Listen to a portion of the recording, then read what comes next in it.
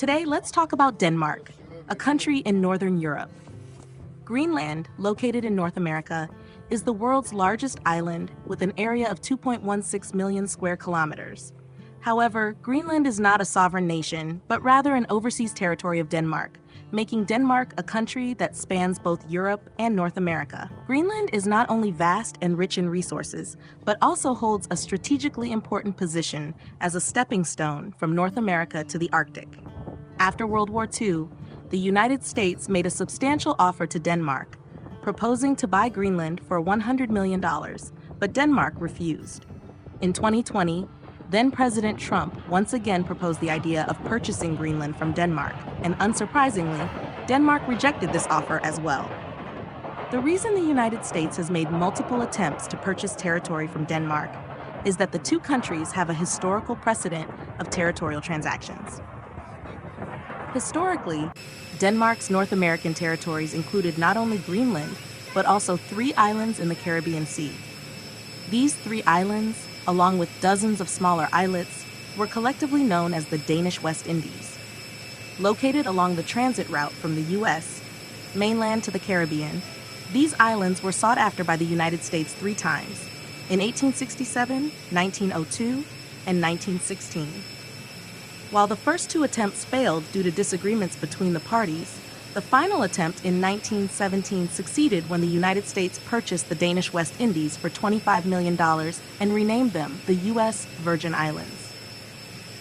Since the Age of Discovery in the 16th century, England, France, Spain, Portugal, and the Netherlands were the major powers dividing up the Americas. Compared to these powers, Denmark was a rather insignificant small nation during the colonial era. So how did Denmark establish colonies in the Caribbean region, and why did they eventually sell these colonies to the United States? Denmark was the dominant power in Northern Europe from the 10th to 16th centuries. During the 14th to 16th centuries, Denmark united with its Nordic neighbors Sweden and Norway to form the Kalmar Union, with Denmark as the leading power. Sweden left the Union in 1523. Although Denmark gradually lost its dominant position in Northern Europe, it still maintained control over Greenland, the Faroe Islands, and Iceland. During the Age of Discovery, Spain and Portugal were the first to claim colonies in the Americas, followed by Britain, France, and the Netherlands. Though Denmark's era of dominance had passed, as a former Nordic power, it also wanted a share of the colonial pie and wished to participate in this expansion. Britain and the Netherlands established their East India Companies in 1600 and 1602, respectively, as tools for their colonial policies. Denmark followed suit and learned from these countries. Denmark established its East India Company in 1616 for colonial activities in the East. In 1617, Denmark also established its West India Company, attempting to gain a foothold in the Americas. While major powers like Britain, France, and the Netherlands mainly occupied continental American territories, the weaker Denmark focused on islands in the Caribbean Sea. The colonial power struggles between Britain, France, and the Netherlands created opportunities for Denmark. In 1672, taking advantage of the war between Britain and the Netherlands, the Danish West India Company landed on the uninhabited St. Thomas Island and established its first colonial outpost. In 1718, Denmark occupied the uninhabited St. John Island, establishing its second colonial settlement. By 1718, the Caribbean islands were mainly divided among 5 colonial powers: Spain, Britain, the Netherlands, France, and Denmark. Among these 5 nations, France held a unique position. France had long been a continental power in Europe with substantial land territory. Therefore, while expanding overseas colonies, France also needed to maintain its hegemony on the European continent. Balancing these 2 aspects, expanding in the Americas while maintaining dominance in Europe, consumed considerable energy and financial resources, making it quite challenging for France. In February 1733, when Augustus II, king of the Polish-Lithuanian Commonwealth in Eastern Europe, died, a dispute arose over the Polish succession. France turned its attention to participating in the battle for the Polish throne. However, France's repeated involvement in continental European wars had left it with a heavy financial burden. To cover the military expenses of the War of Polish Succession, selling colonies became an option for France. As France shifted its Caribbean focus to the larger island of Haiti, the smaller St. Croix Island, which was close to British colonies, was seen as a burden and put up for sale. France preferred to sell to a country other than Britain or the Netherlands, and Denmark, which already held 2 Caribbean islands, was considered a suitable buyer. In 1733, France and Denmark reached an agreement through negotiations, and France sold St. Croix to Denmark for 750,000 livres, a French currency. Denmark combined St. Croix purchased from France with its previously occupied islands of St. Thomas and St. John to form the Danish West Indies. The combined area of the 3 islands was relatively small, only 351 square kilometers. In the Caribbean region, European powers took advantage of the tropical climate and abundant water resources to establish plantations for crops like sugarcane and cocoa. To increase the labor force, colonial governments imported large numbers of black slaves, making African descendants the primary population in the region. The American Revolution in the late 18th century and in the French Revolution challenged the institution of slavery. Additionally, the Industrial Revolution required a large free labor force, and the existence of slavery severely restricted the free movement of labor. Britain, France, and the Netherlands successively signed emancipation laws. In the early 19th century, European powers gradually abolished slave trade in their global colonies. In March 1848, the governor of the Danish West Indies also signed an emancipation law, formally abolishing slavery. At that time, Britain, France, and the Netherlands possessed extensive colonial territories globally. In Latin America, these 3 nations had significant colonial possessions beyond just Caribbean islands, including substantial territories on the mainland. However, Denmark's colonies consisted only of sparsely populated Greenland and small Caribbean islands. Denmark's Caribbean colonial territory, the Danish West Indies, was only 351 square kilometers in size. Its economic structure was quite simple, relying mainly on low-cost agricultural products like sugarcane and cocoa, with limited development. The Danish West Indies were far from mainland Denmark, making administration costs very high.